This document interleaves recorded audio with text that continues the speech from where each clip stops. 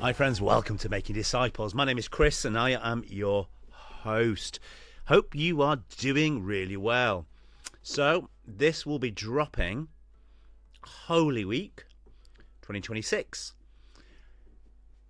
The thing about Holy Week is we know a lot about Jesus' whereabouts over that week. It's one of the most documented weeks. Well, it is the most documented week of Jesus' life. In fact, it's really hard to document exact timings and locations of Jesus throughout a lot of the Gospels. We know the events happened, but they're not always in chronological order because the Gospel writers are trying to make a particular message. They're trying to communicate something to you. Well, you get to Holy Week and you suddenly find a lot of information about where Jesus was and what he was doing over Holy Week. So what we're going to do, we're going to look at Jesus during Holy Week. We're going to look at where was Jesus, what was he doing, maybe what we could draw from it as we head through to Resurrection Sunday. So in some ways, this is a bit of a head episode. You know, what do we know about Jesus? But it's very much a heart. What does this mean for us? And I guess there's a bit of challenge in there for our hands. How do we live out the life of Jesus, his death and his resurrection in the world? You know, we are called to be resurrection people, to practice resurrection. So hopefully there'll be something there for our hands as well. So let's do that together. Let's explore Jesus's final week before his death and his resurrection.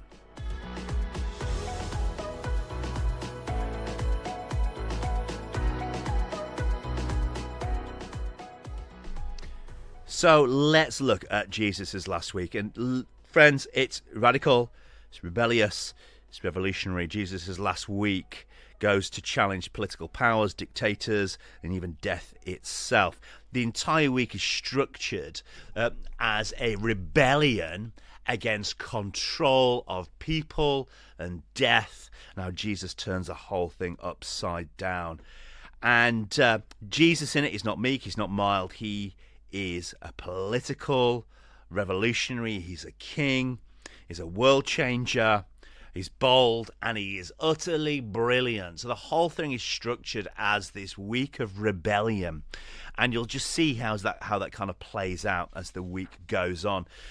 So Sunday, let's start there. Sunday, white stallions and pink BMXers. Jesus rides into Jerusalem on the back of a donkey, and I think this is really important to get our heads round. What Jesus is doing in this moment is turning our understanding of kings and kingdoms upside down. So where are we? Well, we know it's Sunday. How do we know it's Sunday? Well, a whole bunch of different things. But historically, it's believed that Pilate would have arrived into the city of Jerusalem from the west side of the city first day of the week before Passover. And one of the things we know is that Passover was a time of rebellion. The Jews were not happy about being under the oppression of the Roman Empire. Passover was all about freedom from oppression, going right the way back to Egypt. And because of this rebellion, the Roman Empire had to crush out any rebellion, because there were thousands upon thousands upon thousands of people that would arrive into Jerusalem this week. And if there was a week to rebel, this would be it, because you had the numbers. There was more of the Jewish community in Jerusalem than any of the Romans could essentially control. So Pilate would ride into Jerusalem on the Sunday before Passover, and he would do this with a lot of style, which you'll see in a second.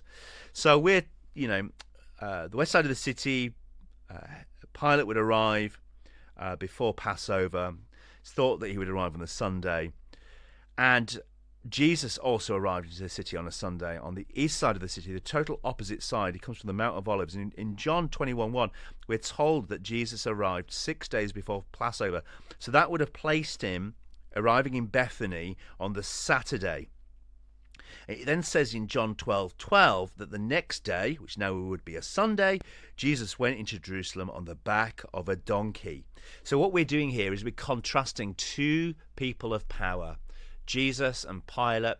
Pilate, we're told by people like Josephus, would ride into Jerusalem on the back of a white stallion with Roman garrisons with him to make sure they could take control and hold power. What was a really interesting thing I found out a few years ago was that a lot of the Roman centurions in the region were actually Samaritans that had been brought in. Now, what do the Jews think of Samaritans? They describe them as dogs and as pigs. So that would not have made them very happy. So we're told that Jesus is riding into Jerusalem on the opposite side of the city to Pilate. Pilate on a white stallion, Jesus on a donkey. And it's just contrasting here, isn't it? Everything about Jesus is the opposite to the empire. So Jesus was setting himself up as an alternative empire. And this alternative wasn't just about flavour, but it wasn't just about a different option. It was Jesus being a total different kind of king to Herod and to Pilate. And as they ride in, what do they say? Hosanna to the Son of David. God save us. Jesus was coming into the city as a counter-empire. No troops, no money, little authority, but coming in peace. Peace was the other option. And why did I say white stallions and pink BMXers? Well, Pilate is on the white stallion. Jesus is on not only a donkey, but a donkey's colt. That was what a child would ride. So the sign here is Jesus is riding into Jerusalem on an animal that a child would ride. Imagine a grown man on a little girl's or a little boy's pink BMX. It's meant to be ridiculous. It's a counter parade. It's a protest. And what Jesus is doing, can you imagine his little sandals scraping on the floor? That really is what we see here. So Sunday, white stallions, pink BMXers. Question for us is, are we willing to be humble like the humble king? Let's now pivot to the next day. I'm going to title this Monday, Whips and Tesco's. So Jesus wakes the very next day. We're told that on the Sunday, Jesus rides into Jerusalem on the back of a donkey. He looks around the temple and he goes away. He then comes back the very next day. He wakes early in the morning and he heads towards the temple. And as he goes back into the temple, he's seen what they're doing in the temple. Let me explain what Jesus has seen. So Jesus has come into the temple, and rather than seeing people being able to worship, he's seen that the temple courts, which is where the Gentiles could come, was now full of stalls. They're selling animals for sacrifice. What traditionally had happened was farmers would sell animals for sacrifice outside of the city, and you would bring it in, which meant people were walking with lambs and goats and pigeons and carrying them in. So the temple had gone, well, let's make this easier for people. Let's sell them here so they don't have to bring them from further afield. Essentially taking business away from the farmers, but also bringing money into the temple. And the other thing that happened was they didn't want dirty Roman coins being brought into God's holy temple. So they had money changers. The money changers took the Roman coins and turned them into temple coins. And you could only use the temple coin to buy your sacrifice. So with your temple coin, you'd be able to then go and buy yourself your animal to sacrifice in the temple. So you had the money changers. That's what was going on. And Jesus comes in and he's seen a temple that has now become a Tesco's. No longer is it a place of worship. And Jesus arrives at his Father's house furious. Furious that people are being ripped off in the name of God. So he makes a whip and he clears out the middlemen. He gets rid of the money changers. Jesus is angry that there are traders, and it wasn't even fair trade. You might go, oh, Chris, would Jesus clear out fair trade? No, this was not fair trade that Jesus was clearing out. This was unjust trade. And he clears out this injustice, and he's angry at the way people are being exploited in the name of God. And he yells, "Get out!" Clears them out. And, we see Jesus get angry here. Does that mean anger is okay? Well, actually, what we see here is the word for anger means that Jesus gets angry and lets go of it quick. It's kind of, it comes through him, but he uses it to fight against injustice. And the question we have to ask ourselves here is, would Jesus be happy with our worship? What would Jesus want to clear out from our church that doesn't look like what the Father wants? Where does our worship exploit the poor? Where does our worship exploit the poor? And that's what Jesus challenges on Monday. It will be our first day, Sunday's first day, but our first day of the week, the Monday. What would Jesus clear out from our churches? Let's now pivot to Tuesday. So we're told, Matthew 24, that the following day Jesus goes back into the temple. So today, Tuesday, is only a few days before the resurrection and the crucifixion. Jesus is making his presence known. He has paraded into the city on a donkey. He's whipped out the money changers. Now he heads back into Jerusalem, where he's going to go to the temple leaders and confront them about what he's been doing, what they've been doing. The big question on their minds that the religious people want answered is, what authority does Jesus speak? Now this word authority, shmina. So the rabbis would say, where do you get your shmina from, Jesus? And shmina wasn't just authority. It was the authority to be a rabbi and to teach. Every rabbi had been trained by someone, and that someone had passed on their shmina, their authority.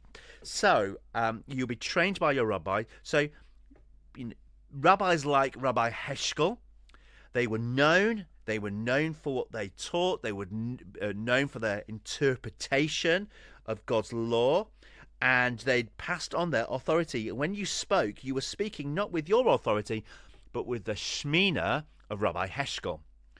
So they want to know, where has Jesus got his authority from? That's what's on their mind. Where has Jesus got his shmina from?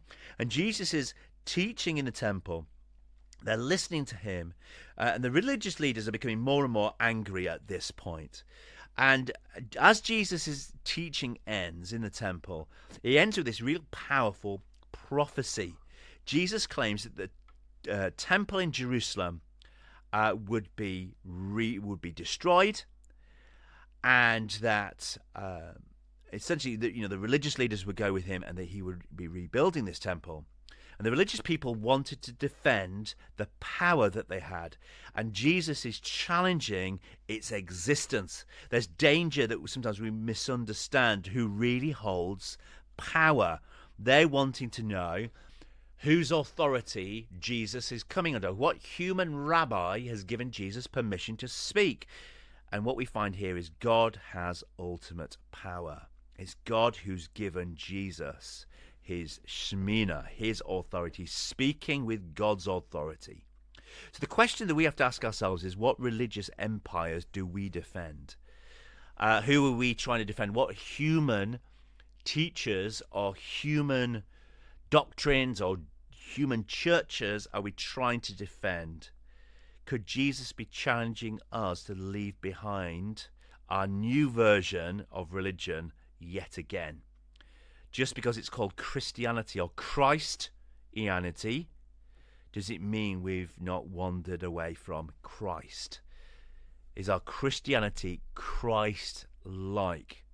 And I think we need to continue to pray with Jesus and listen carefully to his teaching, to just make sure that we're asking ourselves, am I really living out Christianity, the teachings of Christ, or a variation? And Jesus challenges here, where does authority come from? From man, or does it come from God? And now we move to Wednesday. Wednesday is about cost. Friends, the week is now disappearing fast, isn't it? Jesus is sat with his friends in Bethany. He's at the home of a man called Simon the leper. During the evening, Mary of Bethany comes in and she anoints Jesus by pouring the most costly perfume oil all over his feet. The whole story, you're going to find it in Matthew 26, and it centers around one essential question. It's about what's too much to give in worship. How much is too much? And I think it's possible to give Jesus, the question is it possible to give Jesus too much? And Mary cracks open this alabaster jar, and it's filled full of oil. And once alabaster, this jar, is open, it's not got a stopper. and it wasn't possible to put the lid back on. It's not like a jam jar or a ketchup jar. Once you've smashed it open, the oil is essentially out, the aroma comes out, and the idea was it was for an anointing in worship, and it was costly. It was, there's a debate over it. Is it a year's amount of wage, that kind of cost? And Mary cracks open this jar, and thousands of pieces of alabaster would scatter across the floor. The room would be silent as people stand shocked and outraged and disgusted at what a waste of such expensive perfume. But what is Mary doing? Why would she do such a thing with oil that is so costly? Friends, Mary knows there was nothing else she could do. She knows she is broken and she needs to give all of herself to this man. Jesus is the only person in the room who truly knows Mary's brokenness. And to receive her extravagant worship, it was sweeter than honey to Jesus. And Jesus is looking for worship that is costly. Worship that is broken and poured out for him. Worship essentially is pouring ourselves out for him, and Judas objects. Judas cries out, "Why waste this?"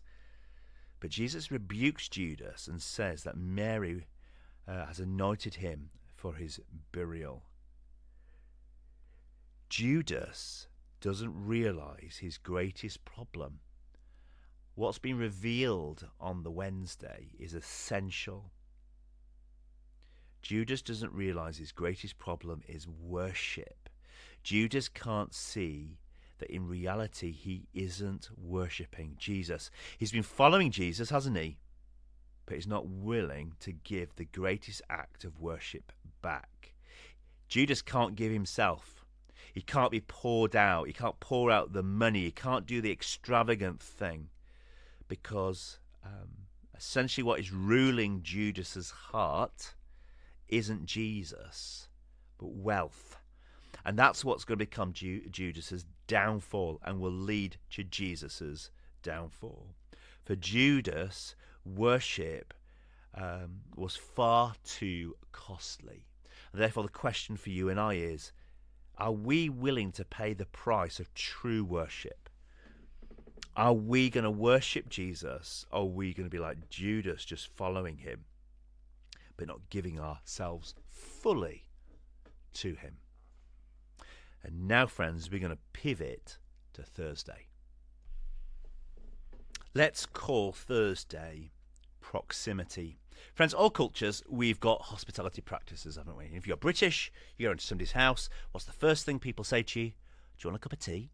Because a cup of tea is a hospitality practice. Offering a drink in England, it's odd to go around to somebody's house and not be given a drink. I'm also told, I'm a Yorkshireman, I don't know about what your practices are, but I'm told you go around to somebody's house, you take your shoes off. You never go into somebody's house wearing your shoes because you don't want to travel that dirt into the room. Well, in the Middle East, as people travelled around long distances, they had sweaty feet, they had dust on their feet, they had dirt on their feet, they had sand on their feet. They also possibly had donkey poo on their feet, or other animal filth on their feet. And the idea is you would go into the house, and one of the first things that would happen is people would take out a bowl and they would wash your feet. The jobs was either a servant would do this, if you could afford one, a child would do this, if you had one, and if you didn't have a servant or a child, a woman would do this. I was about to say, if you had one. But the wife in the household would do this, which is really essential to understand this story. We're told that Jesus has invited his disciples to an upper room. And in this upper room, they're going to have a meal together, the Passover meal, this final meal. I just want to tell you about another incident. So this was in Luke 7:36. We're told that Jesus has made his way to a house, and it's a house of a Pharisee. And what's interesting is Jesus claims that nobody washed his feet in the story. Jesus had been invited to a meal, but the host had placed his own dignity against his guests and the visitors, and nobody washed their feet. So they sat there eating food with dirty feet, which was a big deal because you would sit on the floor. So you're essentially sitting on your dirty feet. And this is all about dignity, it's about hospitality. And what's interesting here is the story is really communicating about the heart of the Pharisees. And it's important to notice that it's a Pharisee that's not allowed this to happen, because they should know better. But a slave or a child or woman has not washed the feet. And that's showing you something about Jesus' interaction with the Pharisee, the dirtiness. Well, now we have another meal, John 13. And in this meal, we presume that they've gone in and nobody's washed the disciples' feet. But this time, rather than it being left because the host won't do it, we're told that the host of this meal takes off his outer coat, leaves behind his, leaving only on his inner tunic clothing. He wraps a towel around his waist, and he starts washing the disciples' feet. He's publicly renouncing his dignity and accepting the situation. Jesus is becoming the child, he's becoming the servant, he's becoming the woman, he's placing himself there. And the host of the meal becomes on par with a slave, a woman and a child. He takes off his outer garments and starts washing. He takes the position of the washer. He touches the feet of the guests. This is undermining everything about the host. This hospitality practice is flipping the whole credibility of the host as he becomes a servant. Isn't this the image? Jesus constantly flipping the world upside down, and what they think is authority, what they think is power, what they think is status, Jesus flips it upside down. And he makes it the great equalizer. Peter says, I need to wash your feet. And Jesus tells him no. Jesus takes off his outer garments, takes the towel of a slave. Friends, what's this teach us? We too need to take off our outer garments, our pride, self-importance, as we too take on the towel of a servant, washing the feet of the other. Thursday, Jesus goes on to the Passover meal where he breaks bread, drinks wine, symbolizing his body broken, his blood poured out. He then goes to the Garden of Gethsemane, where he is arrested, having Judas kiss him. The word kiss and the word worship together. When Judas kisses Jesus, it's a sign of worship. Judas betrays Jesus with this act of kissing him, and he's arrested and he's taken. And then we move on to Friday. Friday, I am Barabbas. Jesus is arrested, isn't he? And he's taken in the middle of the night and dragged off to an illegal trial. It's illegal because it was at night. Chief priests are in a hurry. They want Jesus dead before the end of the day, so they need to be moving fast. Jesus is passed to Pilate and to Herod, backwards and forwards, but no crimes are found against him. Both men conclude that Jesus has done nothing wrong. No fault can be found in him. The chief priests are out for Jesus' blood. The story of Jesus' trial is interrupted by a man already judged and sentenced for death. His name is Barabbas. Barabbas was a criminal, and we're told he's a notorious criminal. Whenever I read Barabbas, side note, whenever I read Barabbas, all I can think of is the notorious B.I.G., the notorious criminal. So everybody knew that Barabbas was bad. He was like the Kray brothers of the day. I live in East London. If you don't know who the Krays are, give him a Google. He's a thug. He's a gangster. He's got blood on his hands. He would have slept at night knowing he was a criminal. Now, Barabbas was a man who wanted to take control of the city from the Romans. And he wanted to do it any possible way. So, friends, we look at Barabbas. We tut, we shake our heads, we roll our eyes, and we say, typical criminal. We have this comparison going on, don't we, between us. We compare ourselves to each other. You look at Facebook just to see what a friend from school is doing now. You want to know about what car they've got, what house they've got, their wife, what do they look like, their husband, what do they look like? Have they married upwards? Have they married downwards? Am I winning at the game of life? We do that, don't we? And we do the same in our story. Jesus is brought out alongside Barabbas. And Pilate asked the crowd, "Who do you want to free?" And when we look at this story, we do the same. We look at Barabbas and go, tut, tut, tut. He's the criminal. And what's asked of us is Jesus or Barabbas. Many of us, we look and go, well, I've not murdered. I'm doing all right. I must be like Jesus. I'm not like Barabbas. Jesus is a good guy. And most of us, well, we feel like good guys-ish, aren't we? Right? The truth is, friends, we are Barabbas. I am Barabbas. In my life, I've lied. I've cheated. I've sought to make things go my way. I've made choices that empower me and oppress others. I've chosen to seek my own direction and try to kill off God and what he wants in my life. I've argued by my actions. I don't need God. Essentially, friends, I'm no better than Barabbas. And I reckon for you, you're no better than Barabbas. And the good news is this: we are all on death row. But Jesus is coming to step into our place so that we might get his life. Jesus is a death sentence interrupter. God knew that he would need to treat Jesus like Barabbas so that Barabbas would be treated like Jesus. Friends, we can play games. We can pretend we're better than somebody else. Or we can all come to the honest conclusion that we are stood like Barabbas on trial. And it's God and God alone who can make the difference. It's Jesus versus Barabbas.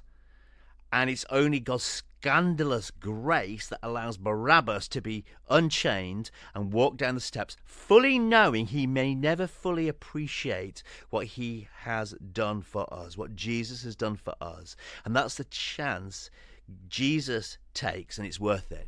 Barabbas may never realize what Jesus is doing for him, but Jesus says it's worth it. When Jesus dies for humanity, humanity may never realize what he's doing, but Jesus says it's worth it. Barabbas for Jesus, Jesus for Barabbas, and Jesus is taken out and crucified on the cross and placed in a tomb in a garden. And now we pivot to Saturday. I'm going to call this God is Dead. The actual name for this day is Holy Saturday. And you might say, well, nothing happens on Saturday because Jesus is dead. He's in the tomb. There's not much going on. And I want to just unpack that because that's so not true. So we, as Christians, we walk into the future. One hand, a sense of anticipation, and the other, a deep sense of grief. Holy Saturday is this feeling of hope and grief, and it's all rooted at the heart of the story. It's found on this day, the Saturday, that is little preached on. Little said about Holy Saturday in the Gospels. There's not much in there at all for us to take out. The day rests between the death and the life. The moment where Jesus has left the world with questions, without answers. Holy Saturday is a day of silence, confusion, bewilderment before the Sunday. It's a day marked in traditional churches by the stripping of the altars bare. You go into a traditional church, you'll see the church is just empty. The communion table is empty. It's bare. The grief is seen in the lack of colour and decoration. In the Eastern Orthodox Church, they have a short gathering where little or nothing is actually said. It's a day where we don't have answers.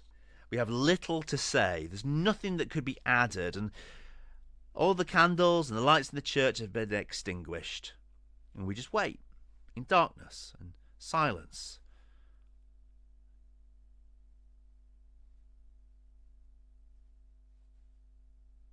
It's uncomfortable, isn't it? Silence. Holy Saturday seems to me to describe the place in which many of us live our lives, waiting for God to speak. We know that Jesus died for us yesterday, and we trust there'll be miracles tomorrow, but what for today? This eternal Sabbath while heaven is silent, where we wonder, where is God now? In stillness, the earth waits the resurrection. We live in this place. There's an extract from an ancient Easter sermon that I came across a few years ago that I just thought was amazing. It says this: what is happening? Today there is a great silence over the earth, a great silence and stillness, a great silence because the King sleeps. The earth was in terror and was still because God slept in the flesh. He raised up those who were sleeping from the ages. God has died in the flesh, and the underworld has trembled. I don't know if you've heard of the harrowing of hell, because between Good Friday and Resurrection Sunday, you have Holy Saturday, where we know nothing. But actually for Jesus, there was something. He is tearing up hell. He's harrowing hell. As it's described in the Apostles' Creed, it tells us that Jesus has descended into hell. 2 Peter tells us that Jesus descended into hell and he's gone on a preaching tour. And it tells us that Jesus is now in hell and he's preaching to those that have gone before during the time of Noah, those that didn't hear the gospel, those that have not heard it. Jesus is tearing up hell. He's harrowing hell. He's unlocking the prisoners from hell. Jesus is in the business of causing destruction in the place of darkness and death. Because we know death no longer has its sting, it's no longer got its victory, Jesus is now on a preaching tour in hell itself. And those that are wanting to follow Jesus, well, he seems to be inviting them to come with him. I think we need to pause and think about what was Jesus doing on Holy Saturday. To our silence, Jesus is moving. To our silence and stillness, Jesus is preaching. He's descended into hell. He's preaching to those from the time of Noah. And he's preparing for Sunday. I'm going to title this Keys. Obituaries predominantly focus, really, don't they, on people's lives after they've died. You talk about what they've done in life. A good obituary will focus on what the person has achieved, what they've given, what they've done in their lives. The Gospels are very different. Like an express train, the Gospels slow down to a moment-by-moment account of what happens at Jesus' death. Essentially, this is the central reason why Jesus was coming, wasn't it? For the death and resurrection. And this resurrection is what cements Jesus as King of the universe. That Sunday morning started like many others. The people were waking, but they were unaware of the powerful thing God had been doing over the weekend. While people slept off the Passover party, Jesus had been freeing his people from prison and had now quietly risen from the dead. Revelation 1:17-18. Then I saw him. I fell at his feet as though dead. Then he placed his right hand on me and said, "Do not be afraid. I am the first and the last. I am the living one. I was dead. Now look, I am alive forever and ever. And I hold the keys of death and Hades." Jesus holds the keys to death and Hades. Jesus is locking the doors of hell. 3 points. 1, God gets his hands bloody and messy. The Alpha and the Omega didn't keep his distance from the mess, the grit, the crap of the world. He leaves heaven and he comes into the middle of a dusty Middle East. And he's there for the poor, the rejected, the frustrated. The God of glory, rather than appearing in glory, made his inglorious people feel they mattered to him because his hands get bloody and messy. Point 2, Jesus has the keys. The same time as Jesus is being taken down from the cross, Jesus is knocking on the door of hell. I want a hallelujah. At the same time as Jesus is being taken down from the cross, Jesus is knocking on the door of hell. Get this. I think this is flipping rock and roll. As Jesus is being taken down from the cross, he is at the same moment kicking in the doors of hell and reaching out into the graves of those that have gone before him, and he's lifting them out. On the floor are the remains of the door, never to be repaired. The hinges and locks of hell lay broken on the floor. Jesus holds the keys of death and hell. Jesus holds the keys of every prison. Clarence W. Hill says this: the resurrection of Jesus changes the face of death for all his people. Death is no longer a prison, but a passage into God's presence. Easter says you can put truth in the grave, but it will not stay there. Put truth in the grave, but it will not stay there. Come on, this is good news. Let's make this clear. The devil doesn't have the keys to keep us in hell. Jesus has the keys to let us out. The doors of hell are locked on the inside, C.S. Lewis says, and Jesus has the keys.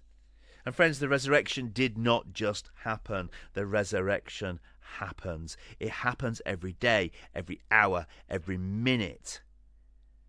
As people accept Jesus into their lives, they're walking away from death of addiction. Some people are walking away from death caused by abuse. Some walking away from death caused by lies. Some people are walking away from death caused by sin that's eating them inside. Some people are walking away from death that's caused by cancer. Some people are walking from death caused by hopelessness. Christianity isn't an introduction to guilt, boredom, religious books, buildings, robes, organs, bishops. It's an invitation to the fullness of life, joy and celebration, fun, because at its core is a God who wins over death itself.